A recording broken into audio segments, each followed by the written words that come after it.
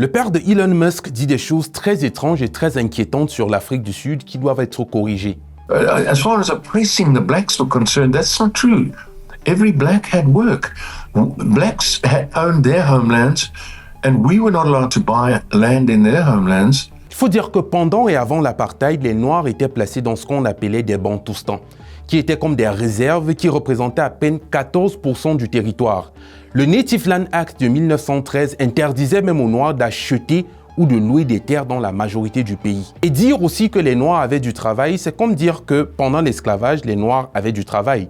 Oui, c'est vrai, ils avaient du travail, mais pas le travail tel qu'on l'entend aujourd'hui. C'était une main-d'œuvre contrôlée, logée dans des townships pour éviter qu'elle ne se mélange à la race pure blanche. If the whites leave Africa, then the population is going to go back to what it was. The black population will go back to what it was 100 years ago. Celle-ci est la thèse racialiste par excellence. S'il n'y avait pas de blancs, les Noirs mourraient de faim. Le rapport officiel sud-africain de 2017 sur l'audit foncier indique que les Blancs détenaient 72% des fermes et exploitations agricoles possédées par des individus, alors que les Africains noirs n'en détenaient que 4% dans cette catégorie. Donc si les Blancs produisaient plus de nourriture, c'est aussi parce que c'est eux qui détenaient pratiquement toutes les terres.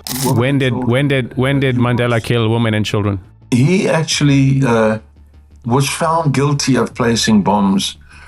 You know, I don't want to get into that. And so No, I mean, but I think it's quite important to get into it because you say that he was guilty of killing women and children, but he was never charged with that. Ces propos, s'ils venaient de quelqu'un d'autre, auraient pu être pris à la légère, malgré leur gravité. Mais là, il s'agit du père de l'homme le plus riche du monde actuellement, qui se lance dans une campagne de narratif raciste et qui cherche à réécrire l'histoire.